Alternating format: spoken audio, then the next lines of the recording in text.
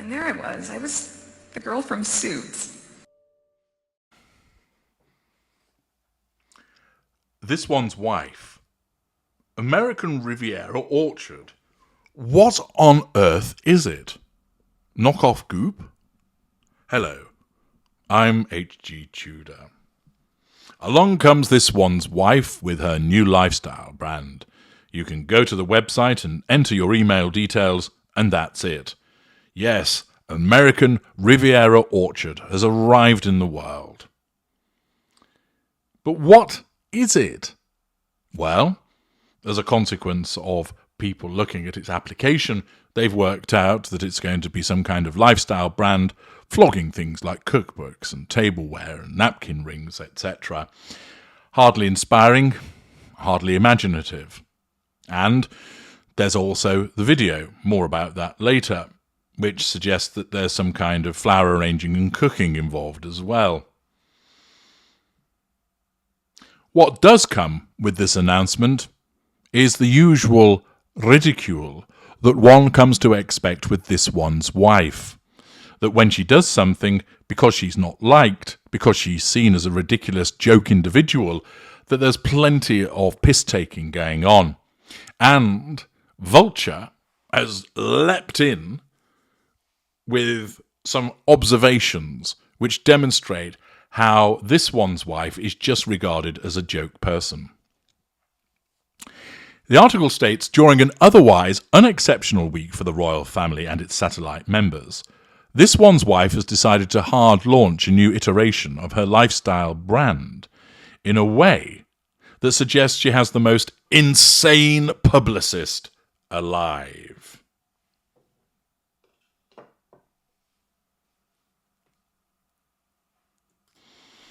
On March 14th, the currently visible woman announced her new venture, American Riviera Orchard, via Instagram. According to the brand's trademark application acquired by People, the TIG 2.0 plans to sell tableware, drinkware, including decanters, kitchen linens, and edible treats, such as jellies, jams, marmalade, and spreads, as well as cookbooks. The American Riviera Orchard Instagram account simply teases for now by this one's wife, the Duchess of Sussex, utilising once again, of course, her royal connections, established 2024. Established 2024 isn't that exciting now, but in 50 years, when the product line by the woman whose podcast venture with Spotify ended after just 3 years is still going strong, everyone will be very impressed. After Vulture writer Rachel Handler pointed out that American Riviera Orchard sounds like the name of Blake Lively's 7th child, we couldn't help but wonder, what else is American Riviera Orchard? Not, but absolutely should be. We came up with 51 possibilities, and this demonstrates the way how this one's wife is not taken seriously by a large amount of the population, either not caring for her or positively disliking her, and large swathes of mainstream and social media. She launches a venture, and immediately the piss-taking begins. The ridicule is cramped up. Here's what the Orchard states that the name suggests. How John Travolta would have introduced American Ferrera at the Oscars. MLM available exclusively at Cracker Barrel. Penelope Dysak's future Coles fashion line. The Manchurian candidate phrase to activate Ina Garten. The location for the Tortured Poets Department's annual retreat. What they renamed the French Riviera during the Iraq War. Vineyard that Dennis Quaid owns in The Parent Trap. Vineyard that Randy Quaid rules as a sovereign citizen. Where you scientifically go when you're in a coma in Florida. A Lana Del Rey album title. My Wi-Fi password. The restaurant inside Home Depot. How they're retheming Disney World's River Country after the alleged brain-eating parasite kerfuffle. Nikki Haley's proposed name for the border wall. Bath and Body Works soap that smells like white grape and gives you a rash. 8-part unscripted Quibi series, executive produced by Candace Cameron Bure, that was dead on arrival. Glenn Beck's QVC line of manly Paisley ties.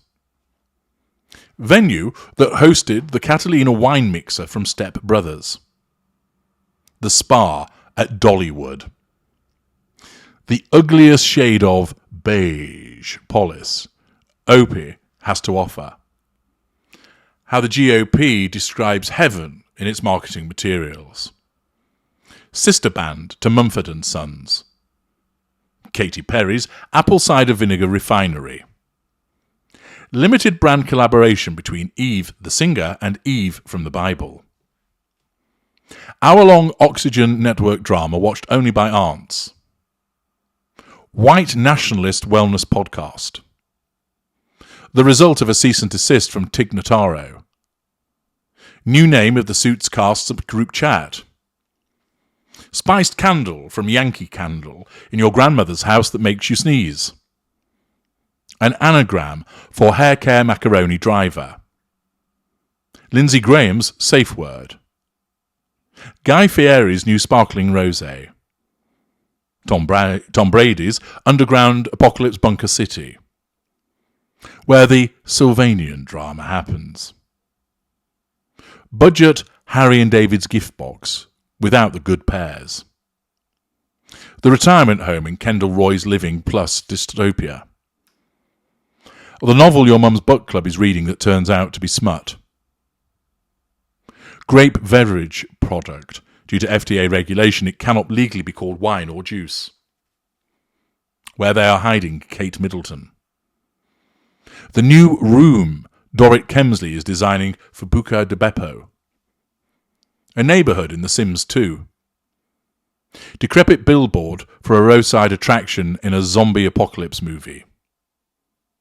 Applebee's in-house lorem ipsum. Musky yet melon-infected Tom Ford cologne sold at Target for 3 months in 1997. Netflix true crime docuseries about the beloved scions of a wealthy Floridian Apple dynasty who all turned out to be serial killers. COVID variant originating in Missouri.